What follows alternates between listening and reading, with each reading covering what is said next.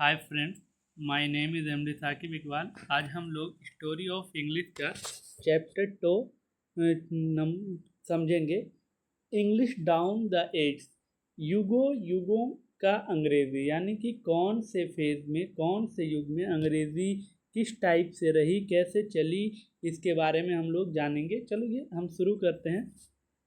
The importance and uses of the English language, अंग्रेजी भाषा का महत्व और प्रयोग इन आवर मॉडर्न, हमारे आधुनिक एंड ग्लोबलाइज्ड वर्ल्ड, वैश्वीकृत दुनिया में, क्रिएट्स द इम्प्रेशन, एक धारणा बनाती है, डैट की इट इज़ द लैंग्वेज, यह जो भाषा है, स्पोकन बाई, बोली जाती है, the maximum number of people, ज़्यादातर लोगों के द्वारा, ऑल ओवर द वर्ल्ड, पूरी दुनिया में।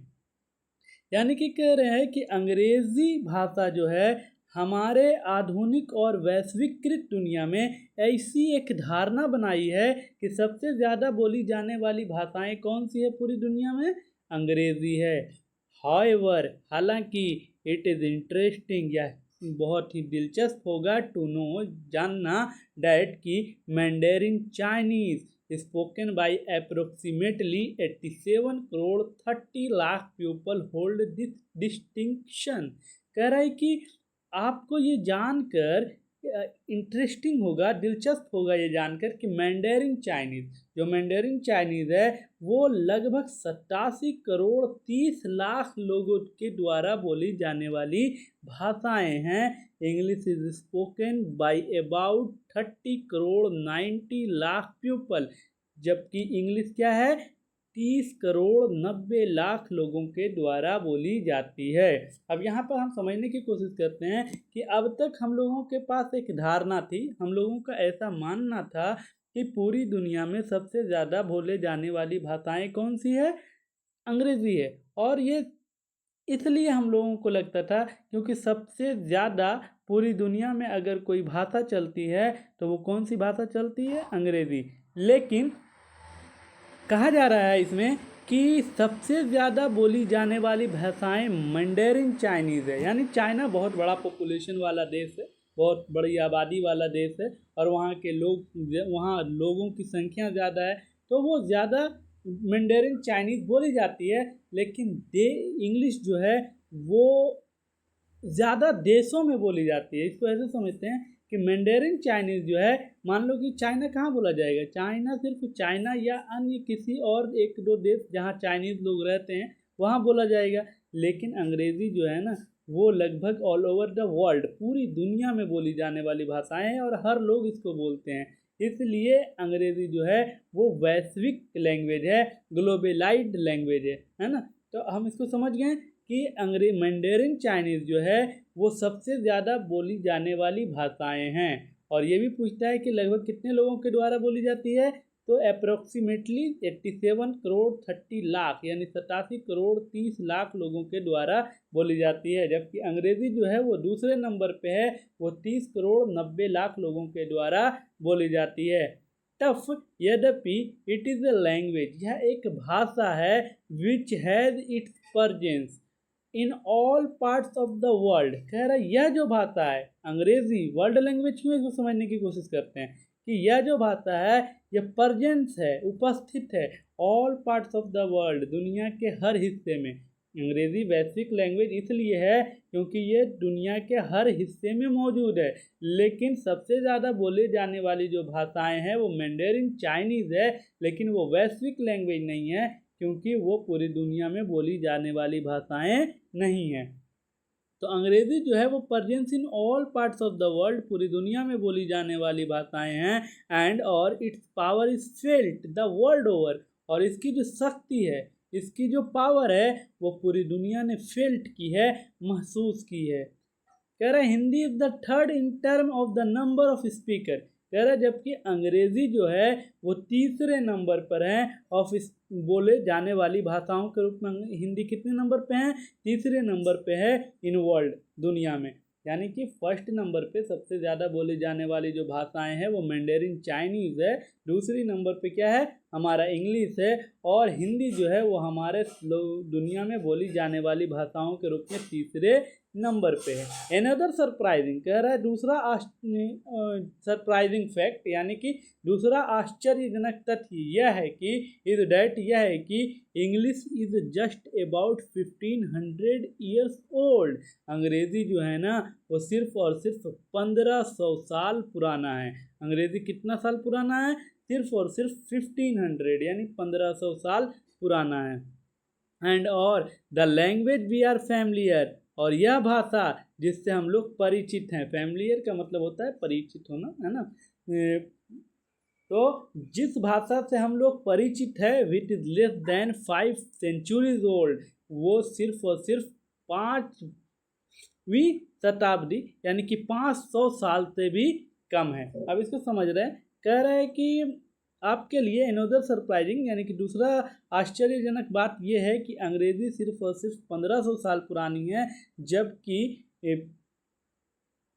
जिस भाषा से हम परिचित हैं, फैमिलियर है, जिस भाषा का हम आज यूज़ करते हैं, जो भाषा हम बोलते हैं, जो हम भाषा पढ़ते हैं, वो भाषा सिर्फ और सिर्फ 500 साल से भी कम पुरानी है। मोreover, हालांकि this language has given expression to world class literature in all Jenner.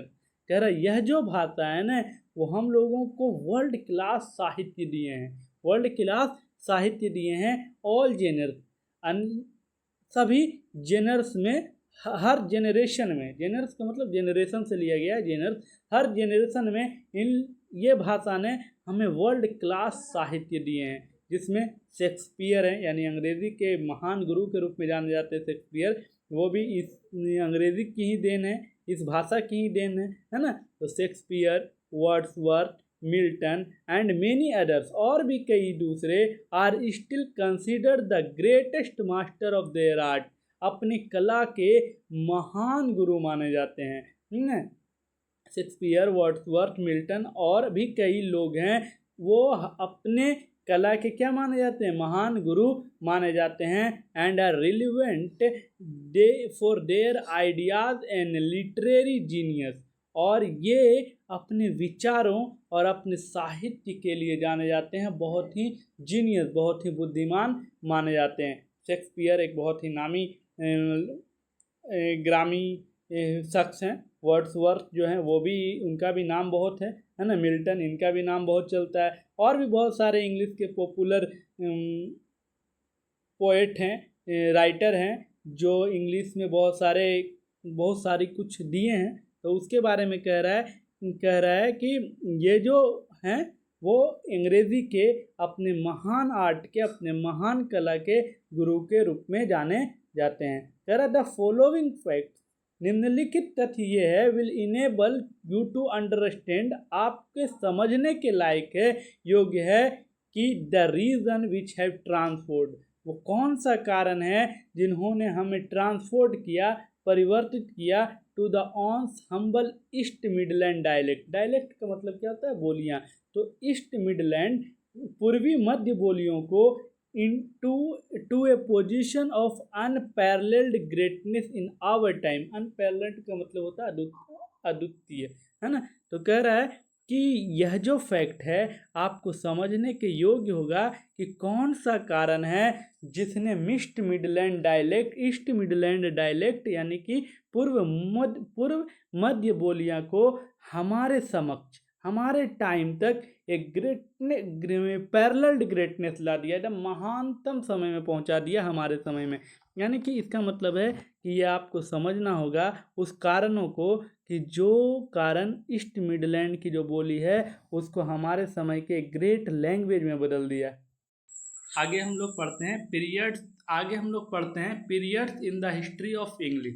अंग्रेज़ी के इतिहास के जो काल थे ना उसके बारे में पढ़ते हैं कि आखिर अंग्रेज़ी जो है उसकी विकास कैसे हुई, उसे कैसे बांटा गया।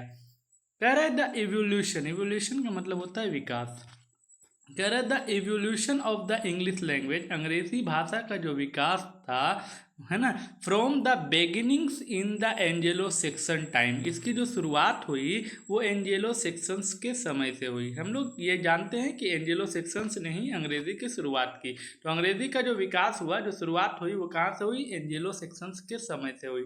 टू द मॉडर्न इरा, आज के आधुनिक युग में, has been an unbroken one, unbroken one का मतलब होता है अटूट कड़ी, यानी इसको ऐसे समझते हैं कि आज के समय में, आज के आधुनिक युग में इसका कोई तोड़ नहीं। अंग्रेजी को आज के युग में कोई हरा नहीं सकता, क्योंकि अंग्रेजी जो है वो एक वर्ल्ड लैंग्वेज बन चुकी है, हर देश में हर लोगों के जुबान पर चढ़ चुकी है। तो आज के डेट में, आज के मॉडर्न इरा में अंग्रेजी को हराना नामुमकिन है। कह रहा है कि वी कैन डिस्टिंग्विश, हम लोग इसे बांटते हैं, हम लोग इसे क्या करते हैं? बांटते हैं। 3 main periods in the history, इतिहास के 3 मुख्य कालों में, एंड और ग्रोथ ऑफ द लैंग्वेज, भाषा का विकास करते हैं, इन द फॉलोइंग मैनर, इस ढंग से, यानी कि इनको 3 भागों में बांटा गया है। अंग्रेजी के इतिहास को हम लोग देखते हैं कि कब कब और कैसे कैसे बांटा गया है। ओल्ड इंग्लिश, ओ ई से हम ओल्ड इंग्लिश समझेंगे, पुरानी अंग्रेजी। एडी, एडी का फुल फॉर्म होता है एनो डोमिनी, जिसको हम ईस्वी भी कहते हैं, है ना। तो कह रहा ओल्ड इंग्लिश का जो फेज रहा वो 449 ईस्वी से लेकर 1066 तक रहा, यानी कि अंग्रेजी जो है वो 400, ओल्ड इंग्लिश जो है वो 449 से लेकर 1066, जबकि मिडिल इंग्लिश, मध्य अंग्रेजी जो है वो 1150 ईस्वी से लेकर 1500 ईस्वी तक रहा। और मॉडर्न इंग्लिश जो आज हम लोग पढ़ते हैं, आधुनिक अंग्रेजी, वो 1500 से लेकर अब तक जारी है। यानी कि हम लोग अंग्रेजी को 3 युग में बांटें, modern, old English, middle English और मॉडर्न इंग्लिश के भाग में। आगे हम ओल्ड इंग्लिश के बारे में पढ़ते हैं कि आखिर ये ओल्ड इंग्लिश है क्या। तो कह रहा throughout this period English continued to be the language of everyday speech for the common mass. कह रहा है कि यह जो अंग्रेजी है, ओल्ड इंग्लिश के समय की बात कर रहे हैं, कि इस समय की जो अंग्रेजी है वो लैंग्वेज ऑफ एवरीडे स्पीच, प्रत्येक दिन बोली जाने वाली भाषाएं थी, फॉर द कॉमन मास, लोगों के द्वारा। वहाँ के जो सामान्य वर्ग के लोग थे उस समय के, ओल्ड इंग्लिश के ज़माने के, उन लोगों की जो भाषाएं थी, जो बोल चाल की भाषाएं थी, जो वो लोग हमेशा यूज़ करते थे, उन चीज़ों, वही क्या है? इंग्लिश है। यानी इंग्लिश जो है आमतौर पर ऐसे समझा जाए कि उनकी बोल चाल की भाषा है, जिनकी कॉमन मास, लोगों, पीपल के द्वारा, सामान्य लोगों के द्वारा बोली गई एक भाषा है। आगे कह रहा है द डिवीजन मेड एवब, यानी कि ये जो ऊपर में दिया गया डिवीजन है, बंटवारा है ना, आर मोर फॉर कन्वेनियंस, इसको सुविधा के लिए बनाया गया है। किन की सुविधा के लिए? हमारे सुविधा के लिए, ताकि हम इसको कैटेगराइड कर दें, हम इसको बांट दें कि कब कब क्या क्या हुआ। तो ये हमारे कन्वेनियंस, हमारी सुविधा के लिए है। बट इट इज़ पॉसिबल, लेकिन यह संभव है, to distinguish certain linguistic feature. Linguistic feature का मतलब होता है भाषाई विशेषताएं। भाषाई विशेषताएं ऐसे समझते हैं कि सब भाषा की अपनी अलग अलग विशेषता होती है ना। जैसे बंगाली बोलने वाले की अपनी अलग विशेषता, बिहारी में भोजपुरी बोलने वालों की अपनी अलग विशेषता, महाराष्ट्र में मराठी बोलने वालों की अपनी अलग विशेषता। तो कह रहा है कि लेकिन it is possible to distinguish, या संभव है कि ये जो certain linguistic feature in each of these period, इस समय में जो ये भाषाई विशेषता है, इनको बांट दिया गया है। आगे देखते हैं कि क्या कह रहे हैं कि the OE period is characterised, जो ओल्ड इंग्लिश का जो युग था उसको कैरेक्टराइज्ड किया गया, बांटा गया बाय इन्फ्लेक्शंस। इन्फ्लेक्शंस का मतलब होता है विभक्ति। विभक्ति ऐसे समझो कि मान लो कि एक मीनिंग है हमारे पास गिव, तो गिव मीनिंग में जो हम वर्ब का तीसरा फॉर्म लगाते हैं ना, गिवन, है ना, वो इन्फ्लेक्शन है, यानी कि विभक्ति है। ईडी जो जोड़ देते हैं किसी में, वो EN जोड़ देते हैं किसी में, तो ये सब विभक्ति है। यानी कि विभक्ति का मतलब ऐसे समझो कि उसको दूसरा ढंग से बनाया गया है, लेकिन उसका अर्थ वही है। आगे कहता है कि gradually over a period of time these inflection were found to have been levelled. धीरे धीरे एक ओवर ए पीरियड, ग्रेजुअली का मतलब होता है धीरे धीरे, तो कहता है over a period of time, धीरे धीरे समय के गुजरते, यानी वक्त के गुजरते हुए, समय जब धीरे धीरे गुजर रहा है, तो दीज इन्फ्लेक्शन, ये जो विभक्तियां थी, वेयर फाउंड, पाए गए थे, टू हैव बीन लेवल्ड, है ना, लेवल कर दिए, इन चीज़ों को एक तरह कर दिया, एक जैसा कर दिया, यानी कि जिस तरह से समय गुजरता गया ये विभक्तियां एक रूप में पाए गए, एक तरह हो गए। आगे कह रहा है literature produced during the age was not much of significance, कह रहा साहित्य जो है वो जन्म देता है, प्रोड्यूस करता है, लिटरेचर साहित्य जो है वो जन्म कर देता है, प्रोड्यूस करता है, during the age was not of much significance, इस युग में, इस समय में इसका कोई महत्व नहीं था, नोट मच सिग्निफिकेंस, कोई महत्व नहीं था, एज कोर्ट, पैट्रोनेज का मतलब होता है संरक्षण, तो कह रहा न्याय संरक्षण वाज लैकिंग, उसकी कमी थी, यानी इस तरह से समझे कि उस समय अंग्रेजी में कुछ गलतियां थी, है ना, और उस गलतियों को धीरे धीरे सुधारा गया, है ना, तो उस समय इसको सुरक्षा नहीं मिली, as court patron was lacking, उस समय उसको सुरक्षा नहीं दिया गया, एक तरह से उसमें सुरक्षा की कमी थी, एंड और the age came to be known as the dark age, और इस युग को अंधेर युग से जाना जाता है, डार्क युग से जाना जाता है ना, हमसे पूछा भी जाता है कि डार्क युग एज किसे कहते हैं, डार्क एज किस समय को कहते हैं, तो ओल्ड इंग्लिश के समय को हम लोग क्या कहते हैं, डार्क एज कहते हैं, क्योंकि उस समय जो है ना भाषा की, यानी कि शब्दों की कमी थी और उसको सुरक्षा भी नहीं मिल पाई थी, जो शब्द जो बोलियां उस समय थी उसको सुरक्षा भी नहीं मिल पाई थी, इसी कारण इसको हम डार्क एज के नाम से जानते हैं। आगे कह रहा है मिडिल इंग्लिश के बारे में पढ़ते हैं कि मिडिल इंग्लिश क्या है। मिडिल इंग्लिश हम पहले ही पढ़ चुके हैं कि 1150 से लेकर के कब तक रही है, 1500 ईस्वी तक। आगे बोलता है फ्रॉम 1150 ऑनवर्ड्स, यानी कि 1150 ईस्वी से लेकर English began to emerge, English जो है ना वो उभरना शुरू हो गया, 1150 से जो मिडिल इंग्लिश थी वो क्या हो गई, उभरना शुरू हो गई, उजागर होना शुरू हो गई, as a language of literature, साहित्य के भाषा के रूप में, साहित्य के भाषा के रूप में मिडिल अंग्रेजी उस समय क्या हो गई, उभरना शुरू हो गई। The language was enriched, enriched का मतलब होता है समृद्ध, है ना, यानी फैलना, तो कह रहा है कि द लैंग्वेज वाज इनरिच्ड, यह जो भाषा है अंग्रेजी वो इनरिच्ड हो गया, धनी हो गया, बड़ा हो गया, फैल गया, through extensive borrowing from French and Latin, borrow का मतलब उधार लेना और एक्सटेंसिव का मतलब व्यापक, बड़े पैमाने पर, तो कह रहा है कि फ्रेंच और लैटिन से बड़े पैमाने पर ये उधार लेकर के अपनी भाषा को यानी अंग्रेजी को बड़ा कर दिया, बना दिया, यानी कि 1150 के बाद अंग्रेजी जो है वो साहित्य के भाषा के रूप में उभरी और उसके बाद मिडिल इंग्लिश के समय इंग्लिश ने फ्रेंच और लैटिन से बहुत सारे शब्द बड़े पैमाने पर उधार लिए और अपनी भाषाओं में यानी अंग्रेजी की भाषाओं में विस्तार किया, वृद्धि किया। Apart from this two other major, कह रहा है इसके बाद इसी समय में कह रहा है apart from this two other major, दो बड़े बड़े डेवलपमेंट्स विकास हुए। Occurred one was the invention of the printing press, पहला प्रिंटिंग प्रेस का आविष्कार हुआ, यानी मिडिल इंग्लिश में दो बड़े मेजर, दो बड़े डेवलपमेंट हुए, दो बड़े विकास हुए, दो बड़े खोज हुए। पहला तो जो था वो invention of the printing press, printing press का आविष्कार हुआ इन 1476, 1476 ईस्वी में प्रिंटिंग प्रेस का आविष्कार हुआ।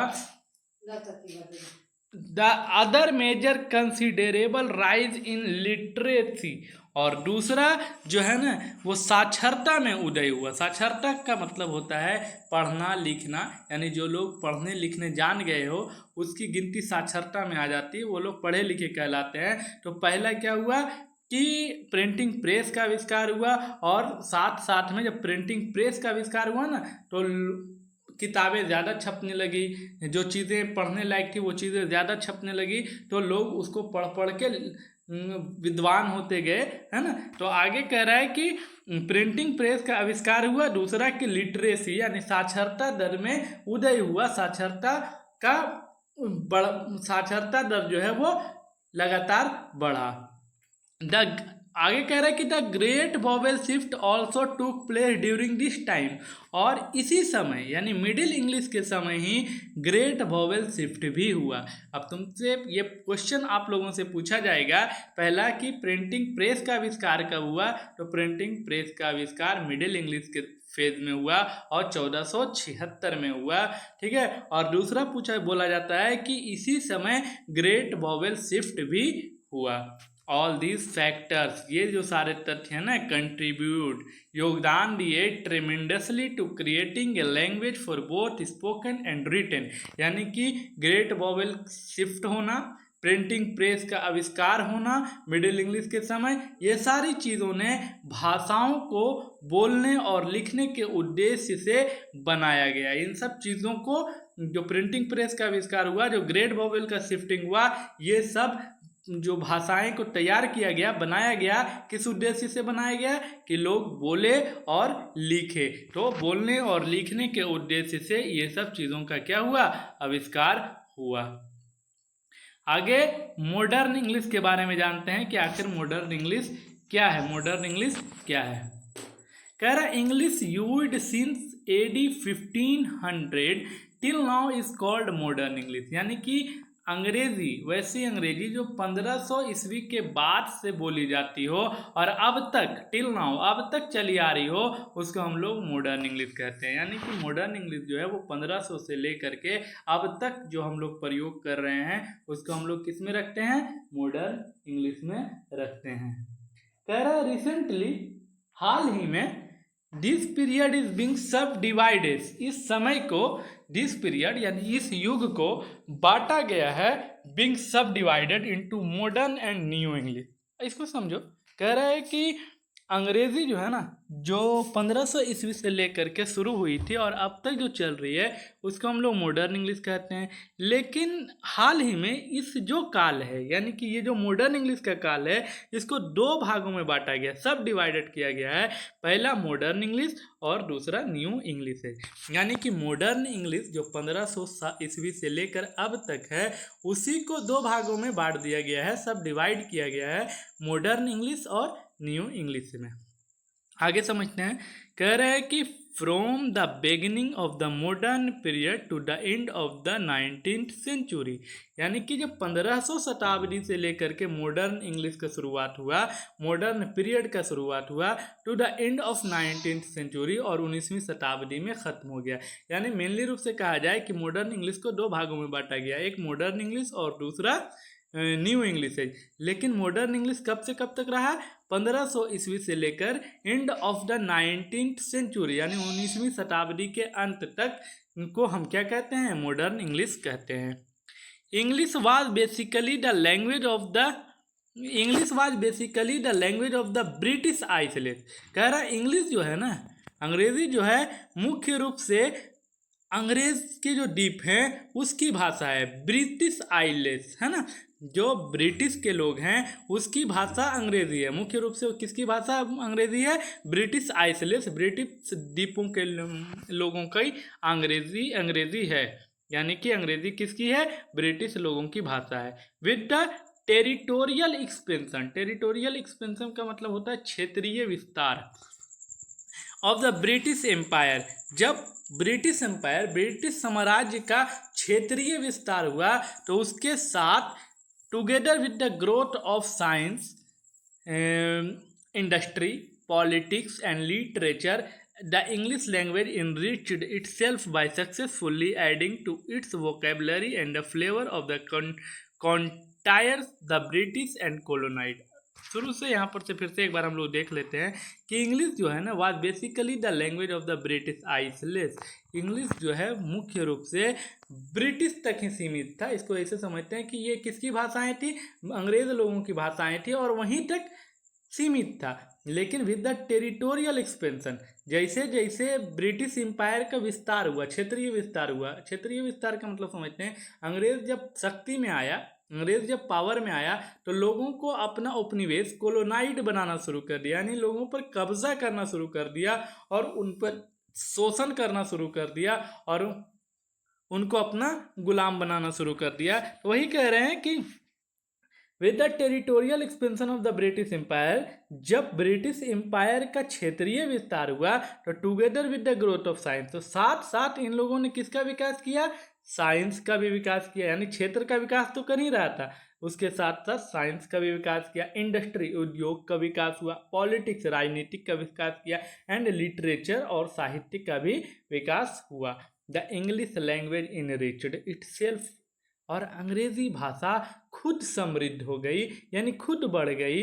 क्यों, कैसे बढ़ी, तो बाय सक्सेसफुल्ली एडिंग, सफलतापूर्वक जोड़ना शुरू कर दिया, टू इट्स वोकेबलरी, अपने शब्दावली में बहुत सारे शब्द को ये सफलतापूर्वक क्या करना शुरू कर दिए, जोड़ना शुरू कर दिए।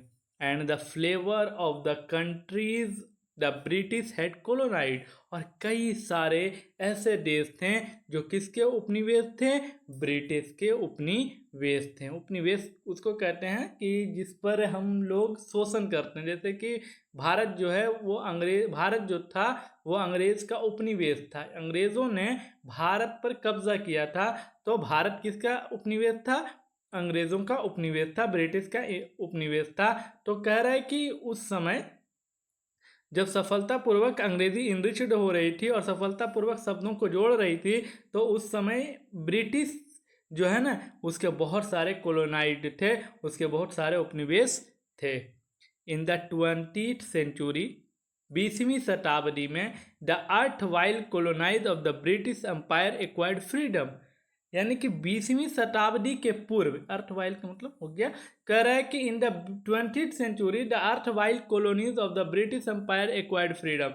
20th सेंचुरी यानी 20वीं शताब्दी से पहले जितने भी कॉलोनीज थे ना ब्रिटिश एम्पायर के, ब्रिटिश साम्राज्य के जितने भी कॉलोनीज थे वो सब एक्वायर्ड फ्रीडम, उनको आज़ादी प्राप्त हो गई, वो आज़ाद हो गए। यानी कि 20वीं शताब्दी से पहले ही ब्रिटिश के अंडर, अंग्रेज़ों के अंडर में जितने भी कॉलोनाइड थे, जितने भी उनके उपनिवेश थे, जितने देशों पर उन लोगों ने कब्जा करके रखा था, वे सब आज़ाद हो चुके थे, उन लोगों ने आज़ादी को प्राप्त कर लिया था। द ब्रिटिश लेफ्ट, अंग्रेज चले गए, है ना, अंग्रेज चले गए, जब वो सब लोगों ने अंग्रेजी प्राप्त कर लिया तो अंग्रेज चले गए। The country, the British left the country, यानी कि अंग्रेज जो है वो देश को छोड़कर चले गए, बट इंग्लिश रिमेंड, लेकिन अंग्रेजी रह गई, है ना। वही हाल हुआ इंडिया का कि इंडिया से अंग्रेज जो है ना वो तो चले गए, लेकिन अंग्रेजी उनकी रह गई। Hence new varieties of English, और उसके बाद शुरू होती है, कह रहा है कि नए नए अंग्रेजी की, नए नए प्रकार, अंग्रेजी के नए प्रकार की शुरुआत होती है। हैज इमर्ज्ड, उभर कर आए, in different parts of the world, दुनिया के अनेक हिस्सों में, है ना। अंग्रेज के जाने के बाद, जब तक अंग्रेज़ों के गुलाम सारे देश रहे और अंग्रेज़ की ही अंग्रेज़ी बोलते थे, लेकिन जिस तरह आज़ादी के बाद अंग्रेज़ जो है देश छोड़कर चले गए, तो सब देशों ने अपने अपनी अंग्रेज़ी को अपने अपने हिसाब से तैयार किया। कह रहा है चूँकि हेंस वेराइटीज़ ऑफ इंग्लिश, अंग्रेज़ी की जो वेराइटीज़ थी, हैव इमर्ज्ड, उभरे, in different parts of the world, दुनिया के अनेक हिस्सों में। जैसे एग्जांपल के तौर पे कह रहा है, some of these are American English, कुछ American English, Indian English, Canadian English, ETC. Example के तौर पर समझा रहे हैं कि अमेरिकन इंग्लिश एक बन गया, एक इंडियन इंग्लिश बन गया, एक कैनेडियन इंग्लिश बन गया, है ना, आदि। इन सिंपल टर्म्स, कह रहा साधारण टर्म्स में ये कहा जाए कि the latest period in the growth and development of the English language में be called the era of period of new English age. कह रहा है साधारण शब्दों में ये बोला जाए कि जो लेटेस्ट पीरियड है, जो अभी का काल है, जो अभी का युग है, in the growth and development, वृद्धि और विकास ऑफ द इंग्लिश लैंग्वेज, अंग्रेजी भाषा के वृद्धि और विकास के आधार पर में बी कॉल्ड, इसको कहा जा सकता है, द ईरा और period of new English age, यानी नए अंग्रेजी का, न्यू इंग्लिश एज का युग कहा जा सकता है, न्यू इंग्लिश एज का युग कहा जा सकता है। किसके आधार पर? ग्रोथ और डेवलपमेंट के आधार पर। This new terminology is enough to indicate how to language manifests itself and molds to serve the basic purpose of human communication. कह रहा है ये जो नया टर्मिनोलॉजी है ना, ये काफ़ी है, इंडिकेट ये बतलाने के लिए कि हाउ द लैंग्वेज कैसे भाषा ने मैनिफेस्ट किया इटसेल्फ खुद को, कैसे स्थापित किया खुद को, एंड मोल्ड्स कैसे ढाला खुद को, to serve the basic purpose सेवा करने के लिए, basic purpose of human communication यानी मानवीय बातचीत का जो उद्देश्य है, बेसिक उद्देश्य है, उसकी सेवा करने के लिए ये जो अंग्रेजी है ना खुद को किस तरह से स्थापित किया, किस तरह से ढाला, ये समझने के लिए क्या है, काफ़ी है।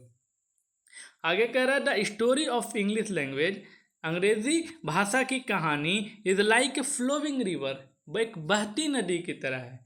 मिएंड्रिंग का मतलब होता है इधर उधर घूमना या टहलना। मिएंड्रिंग एक्रॉस कंटिनेंट्स, महाद्वीपों में घूमने, तैरने, टहलने की तरह है। Absorbing the native soul, native का मतलब देसी, सोल का मतलब मिट्टी है ना, तो कह रहा है कि देश की जो मिट्टी है, देसी जो मिट्टी है, उसको एब्जॉर्ब करता है, उसको ग्रहण करता है। And entering the hearts of the people, और लोगों के दिलों के अंदर घुसता है, लोगों के दिलों में इंटर करता है। यानी कि अंग्रेजी भाषा की बात कर रहे हैं, वो एक बहती नदी की तरह है, वो एक महाद्वीपों में घूमती हुई रहती है, यानी कि उसको एक जगह पर नहीं टिका हुआ है। अंग्रेजी जो है वो फैलते चली गई, वो घूमती चली गई, वो टहलती चली गई, ये बतलाने का मतलब है। कह रहा है कि लोगों ने इसे अपने देश की मिट्टी की तरह महसूस किया, एब्जॉर्ब किया, एंड लोगों के दिलों में अंग्रेजी जो है वो इंटर कर गई, घुस गई, अपना घर बना ली। नो सरप्राइज, आश्चर्य की बात नहीं है। Therefore it the people all over the world have accorded the status of an international language of English. कह रहा है एकदम घबराना नहीं है, एकदम सा आश्चर्यजनक नहीं होना है कि दुनिया के लोगों ने यदि इसे एक इंटरनेशनल लैंग्वेज बना दे, अंतर्राष्ट्रीय भाषा बना दे अंग्रेजी को, या उसको अंतर्राष्ट्रीय भाषा का दर्जा दे दे, तो आपको आश्चर्य होना नहीं है। इसलिए नहीं होना है कि अंग्रेजी जो है वो एक बहती नदी की तरह है, घूमती फिरती है, लोगों के दिलों में घुस गई है, लोगों को अपना फील करा दी है, जैसे कि वो उसकी नेटिव सॉइल हो, देसी मिट्टी हो। कह रहा है कि in the era of globalisation English, यानी कि वैश्वीकृत अंग्रेजी, आज के युग की बात कर रहे हैं कि in the era of globalisation English has been found suitable as the language of international communication. कह रहा है in the era of globalisation English, वैश्वीकृत अंग्रेजी, आज के युग की बात कर रहे हैं कि वैश्वीकृत अंग्रेजी के युग में हैज़ बीन फाउंड सुइटेबल, ये योग्य पाया गया, ये सक्षम पाया गया, as the language of international communication, अंतर्राष्ट्रीय बातचीत के रूप में ये जो भाषा है वो सक्षम पाया गया। इसको इस तरह से समझते हैं कि आज हमको इंटरनेशनल खेल हो, इंटरनेशनल कम्युनिकेशन हो, इंटरनेशनल व्यापार हो, ट्रेड हो, है ना, या फिर कोई भी इंटरनेशनल या नेशनल ही ले लीजिए, बड़े बड़े मंचों पर जब भी हम कहीं पर बड़े बड़े मंच पर जाते हैं तो हम वहाँ पर इंग्लिश का यूज़ करते हैं। तो कह रहा है कि आज के अंतर्राष्ट्रीय कम्युनिकेशन में ये जो भाषा है अंग्रेजी, वो वैश्वीकृत बन भी चुकी है और सक्षम है, योग्य है अंग्रेजी, है ना। कह रहा है it has also equipped itself to serve as the language of the present cyber age, और कह रहा है इन्होंने अपने आप को स्थापित कर दिया है, सेवा किया है, किस रूप में, आज के साइबर युग में ये जो भाषा है अंग्रेजी वो अपने आप को सम्मिलित कर ली है ना। साइबर एज का मतलब हो गया कि आज का जो युग है वो मोबाइल का है, लैपटॉप का है, डेस्कटॉप का है, और वहाँ जो भी चीज़ें हैं वो सारी की सारी क्या है, अंग्रेज़ी में है, और अंग्रेज़ी जो है वहाँ ऑलरेडी इंटर कर चुकी है। कह रहा है in the next few pages, अगले कुछ पेजों में वी विल डिस्कस, हम लोग डिस्कस करेंगे, व्याख्या करेंगे, समझेंगे कि the characteristics of the English language, अंग्रेजी भाषा के जो गुण हैं, विशिष्टताएं हैं, which have contribute to its growth and development, जिन लोगों ने इसमें योगदान दिया है, इनकी वृद्धि और विकास में।